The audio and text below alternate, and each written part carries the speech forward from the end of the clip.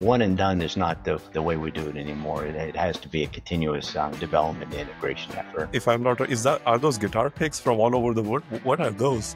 Yeah, these are, I try to play guitar. So these are just for concert guitar picks that picked up along the way, and some of my favorite performers. You know, you spend your life studying, like I was a systems engineer with GM and then in my career, and working on technology solutions and technology and thinking that you're going to solve all these issues with technology. And what I found is that in my role now, it's about technology, but it's also about the business. I have to understand our profitability. I have to understand our investments. I have to understand our customers. I have to understand how the business operates. Welcome to CXO Spotlight, powered by Flywheelr. I'm your host, Chirag, and today we are diving into how enterprise leaders are transforming massive organizations with data and AI while navigating global trade complexities. Our guest today is Scot Burdett, who serves as the Global Division CIO for Measurement and Analytics at ABB. For those who aren't familiar with ABB, ABB is a true powerhouse in electrification and automation space. We're talking about a Fortune 500 company with close to 110,000 employees and revenue topping $32 billion annually. In his role, Scot is spearheading data and digital transformation initiatives that span across 50 plus countries, 3 business lines, and 10 factories. He's got his hands full, to say the least. I'm excited to dig into his experience and learn how he's navigating these complex challenges. Welcome, Scot. Welcome to the show. Thank you very much. I appreciate the time together and the ability to talk about my role and ABB as well. Awesome. Let's go get into this, Scot. Scot, before we dive deep, can we get to know your role and why is it super critical for ABB at scale in which it applies? Yes. So I've had the honor of being a member of ABB team for over 11 years now. And the past 5 years, I've served as the CIO for Measurement Analytics, as you talked about. I get to lead a globally dispersed team, and we have 3 core functions within my team. So I have leaders that one leader is running all of our application platforms. We have another function that is data management, and then we have another which is the IS services that bring it all together. And then we have a globally distributed team of specialists that work with us day in and day out. And as you said, it's a large team, but also a very large opportunity and a lot of work that we take on for the division to drive the transformation you're talking about, especially for automation. Yeah, you've had a fascinating journey from a small town in West Virginia to being a global CIO. Was there a pivotal moment in this journey that shaped your approach in technology leadership? Well, there were 2. The first, as I graduated from college, a very small town in West Virginia of less than 2,000 people, a very small college with about the same. And I started working as I got out of school for a department store and in a shopping mall as I was looking for my real job, you know. And I was recruited and ended up signing an agreement with EDS. And so I left West Virginia and moved to downtown Detroit, Michigan, to work with EDS at General Motors. And it was just a big transformation for me. One is, that the cultural shift, but then 2, I'm sitting, I've been there for a few weeks, and we had a sponsors dinner. And in walks Ross Perot, the CEO of EDS at the time, and Roger B. Smith. And so for me, that was huge. So I learned 2 things from it. One is when I signed on with EDS, I also had to sign a promissory note because they were going to invest in my training. And if something happened with my employment, I'd have to pay them for the training that they provided. So first, I learned to bet on myself, and so I took that big step with them. And the second was also saw that nobody knew me; they didn't know my background, my heritage, anything else. So then I can pivot to be the person that I wanted to be. I didn't bring any baggage in with me, and I found that to be a challenge and also an ability to move forward as well in a good way. Yeah, something really similar, interesting, but on the work side that I found when I was listening to your AI in Business podcast last year, you discuss making advanced analytics accessible across the organization. So I'm curious that how are you democratizing AI beyond just technical users at ABB? We've done 2 things. And so first, we've done a lot of education. And it's education a couple ways. One is everybody understanding what data means now. It also the responsibility of data. And so I think of their role in data. And we've also equipped the subject matter experts across the globe and in local country sites to where they own the data that they're responsible for. So from a product management perspective, from a sales perspective, from a pricing, all these different competencies we had,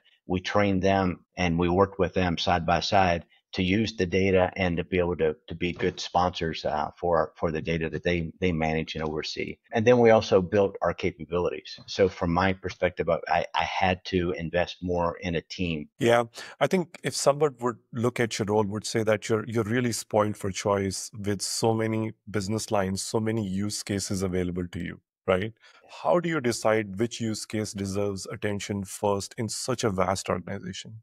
That's a key question. That's something I get struggle with all the time because we have so many from an IT perspective and an application perspective. There's so many things we have to do to maintain and connect and automate the workflows. But then there are requests coming in all the time as well. And so we established a quarterly review. I have a roadmap. I manage that roadmap and we communicate the roadmap as best we can. But then the idea we sit down with business sponsors on a quarterly basis. We look at what they have from a use case perspective. They put together a profile of their needs, and then we prioritize those into the roadmap as we can. It's not it's not the ultimate answer to solve everybody's needs that they have, but I think that it works well for where we are today, and everybody sees this as a transformation. And what I like is I'm drawing closer to the business leaders, closer than I ever have before. We have 3 business lines that I support, and now I'm working with the business line leaders and their executive teams in a more collaborative fashion than I have in the first several years in this role. So that's been beneficial for all of us, I think, too. So it's almost like a business and IT partnership that you're talking about, right? And evaluating the use cases based on the impact. Yeah, makes sense. So in your February Emerge feature, you mentioned the challenge of these overwhelming data volumes that I'm sure a size of your organization has, right? How are you turning that enterprise data into actual business value that's driving your record margins today? Again, the vast amount of data that we have, but then also, understanding how you now can turn that into something that means something to someone that they could use to perform their role. And I guess the simple answer is that we listen to the business, we understand what their needs are at a detailed level, and we try to match those with the right solution for them. And I think it's also about an agile approach. So we don't solve the problem all at one time. We work at it and we put together what we think to be a prototype or a first instance. And then we build upon that over time until it becomes something that they see the value in, they're getting the value from it. And also they can see the next steps that they want to plan. And we then continue to evolve it over time. One and done is not the way we do it anymore. It has to be a continuous development and integration effort. Yeah, a question came to my mind because I was talking to a leader in the IT side of the house, right? IT services side of the house. And everybody sort of believes that the success model is MVP to scale. That you mentioned, right? We build MVP and then we scale. Just as a quick question, do you abandon MVPs as well if it doesn't have a business acceptance? You have to. I think you have to. The time and energy and amount of funding that we have is limited. And so you have to be able to assess something very quickly and make a decision.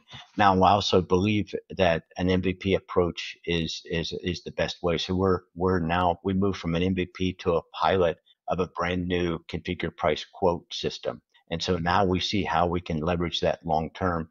And it takes a long time and a lot of iterations from concept to something that's really operating that then we can leverage, to me, if this is a sales system that we're going to eventually roll out, you're talking about 50 or so local sales units that will then adapt to this. And so you have to think that way. We're starting with small kernels, and it'll take a long time to get to where it's being used and propagated everywhere. Yeah, I think love the perspective on technology and process so far, but there is a missing piece, which is people, right? So what sort of cultural changes have been most crucial for driving technology adoption, especially across diverse global teams that you have? It's fantastic because I get to be able to travel and see and work with so many fantastic people. And I think ABB first does a fantastic job of hiring. I think that our leaders set a really, really good tone of inclusion, of integrity, of working well with others, and really respecting everyone's culture and understanding how we can work together and find the best. And so that's been part of the momentum for our team. And so I have a lot of team members that come from these different cultures. They help me and assist me a lot. But then I travel, and I think it's good to sit down face to face and really come to a conclusion with person by person with leaders of their local teams and understand how we're going to help them and what it means. And then we can hold each other accountable and then also rely on each other as we go through that process together. Yeah. Talking about travel and this diverse experience, something distracted me was something on your wall. Is that all those guitar picks? If I'm not, are those guitar picks from all over the world? What are those? Yeah, these are, I try to play guitar. So these are just for concert guitar picks that picked up along the way and some of my favorite performers. And so, yes, guitar picks. Yeah, I'm sorry. I cannot help when I see a story on the wall because it looked like something really cool. All right. So now that you've warmed up with us, let's talk about some tougher challenges. I mean, you're operating across 50 plus countries in a time of increasing tariffs that were recently announced and geopolitical tensions. How has this sort of reshaped your technology strategy?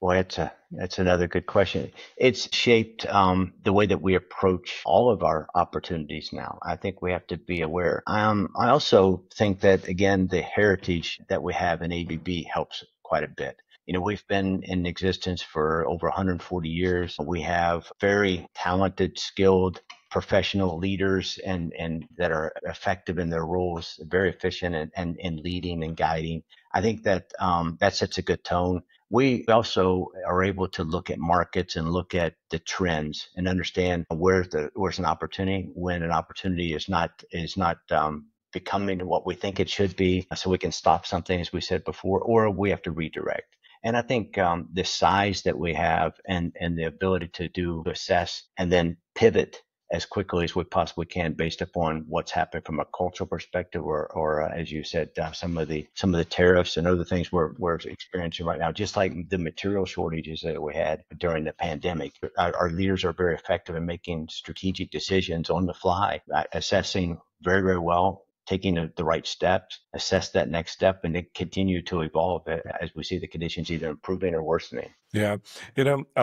I have an interesting question because I get to talk to all three sides of the table in tech ecosystem. Enterprise CIOs like yourself, I get to talk to IT services CEOs, I get to talk to the enterprise providers, right? AWS and Snowflake and all those people. And a question that comes to my mind for you is that with hundreds of AI and data vendors claiming to solve everything, right? What's your framework for selecting right partners in such a complex landscape?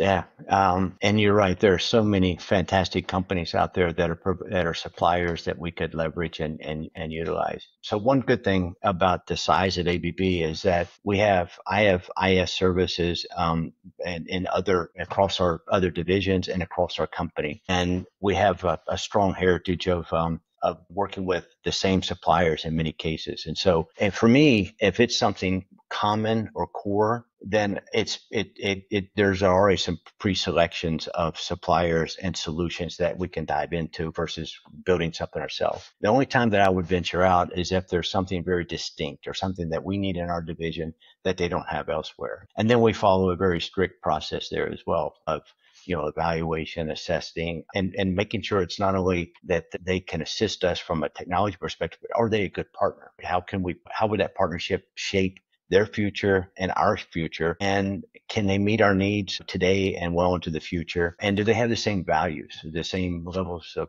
professionalism, integrity, and responsiveness that we're going to look for because we're delivering to our users and they expect the same from us? That is true. That is so true.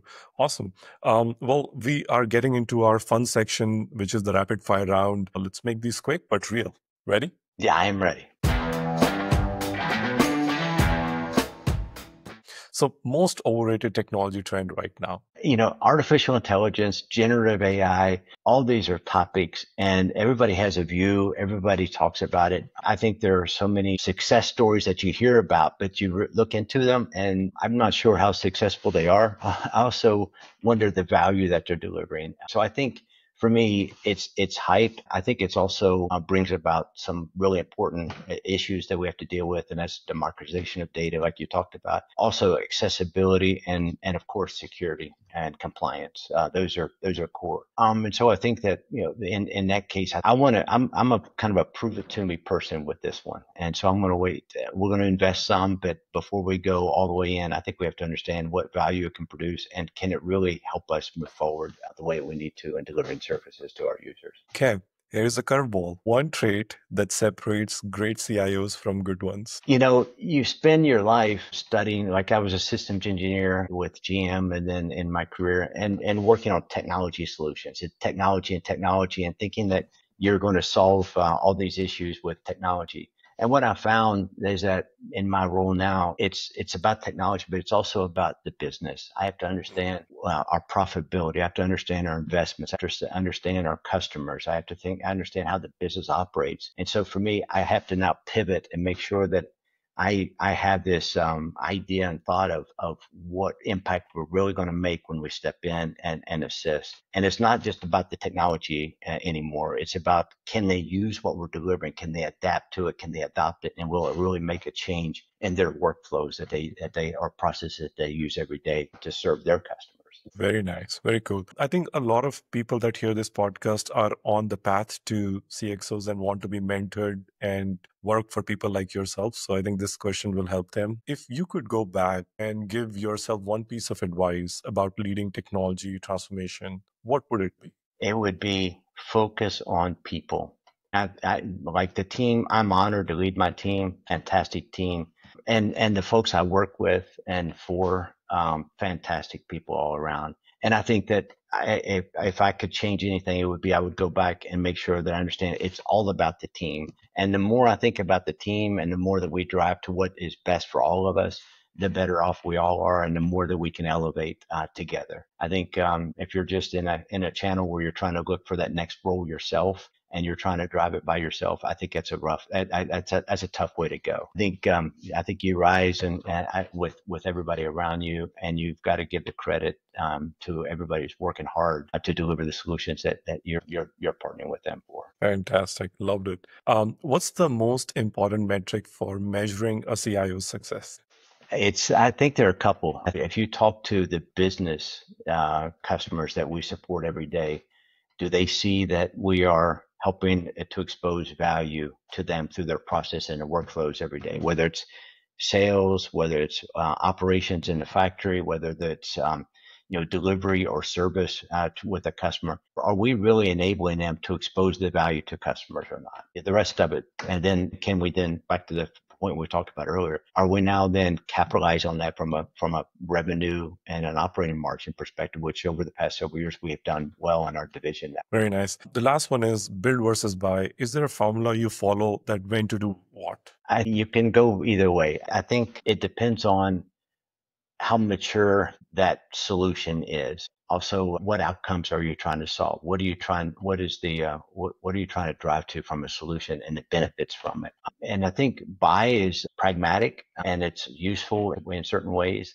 I think with the complexities that we deal with, a lot of times that doesn't work. And so you have to build it yourself just because you have to modify it and enhance it to be able to meet the unique needs that we have. So I think you have to look at it from a business case perspective, and also you have to look at the effort then to bring it from an idea to a solution and then look at that from a solution of the livelihood of the solution through its life cycle.